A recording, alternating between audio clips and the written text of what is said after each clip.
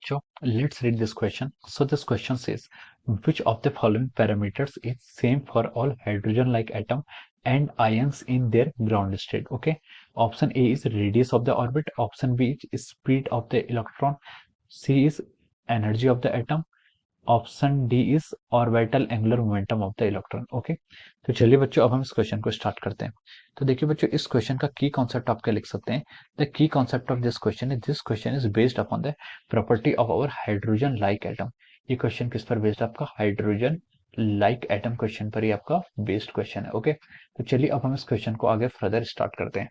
इस क्वेश्चन में देखिए आपको क्या बोला गया, कौन कौन से पैरामीटर्स हैं हाइड्रोजन लाइक एटम के जो एटम्स और आयंस के क्या होंगे ग्राउंड स्टेट में आपके सेम रहेंगे। ओके, अब देखिए पहला आपसे बोला है कि रेडियस। पहले हम हाइड्रोजन लाइक एटम होता क्या है? हाइड्रोजन लाइक एटम होता है आपका हाइड्रोजन की तरह एटम होता है जिसमें आपका जो जेड होता है, जेड की वैल्यू क्या होती है आपकी 1 के इक्वल होती है। हाइड्रोजन एटम में क्या होता है आपका जेड की वैल्यू आपकी 1 के इक्वल होती है। और कुछ एटम्स होते हैं जिनके आउटरमोस्ट सेल पर इलेक्ट्रॉन्स की संख्या कितनी होगी? 1 होगी।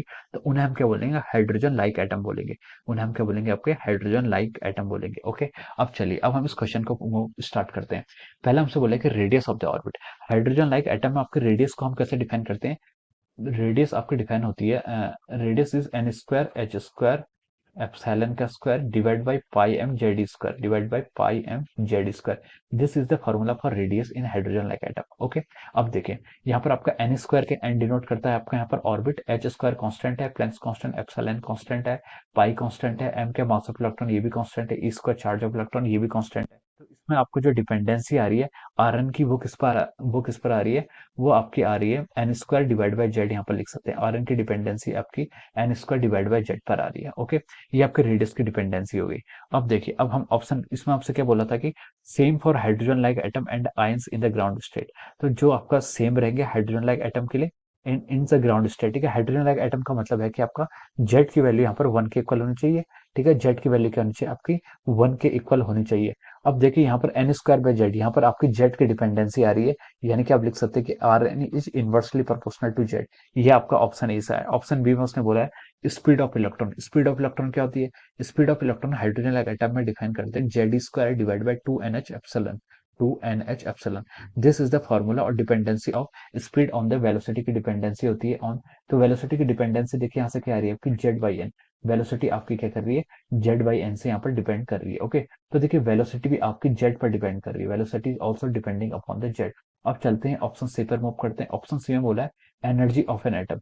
एनर्जी का जो फॉर्मूला होता है, एनर्जी नेगेटिव में होती है क्योंकि यहाँ पर पोटेंशियल होती है, पोटेंशियल एनर्जी होती है, नेट एनर्जी जो होती है minus z square m e की power 4 divide by 8 n square h square epsilon square. This is the energy. ये क्या होती है? आपकी एनर्जी होती है जिसकी वैल्यू आपकी 13.6 इलेक्ट्रॉन वोल्ट और Z square by N square ये ऐसे प्रोपोर्शनलिटी पाई जाती है। तो हम लिख सकते हैं कि जो एनर्जी आपकी एनएच है वो आपके किसके प्रोपोर्शनल है?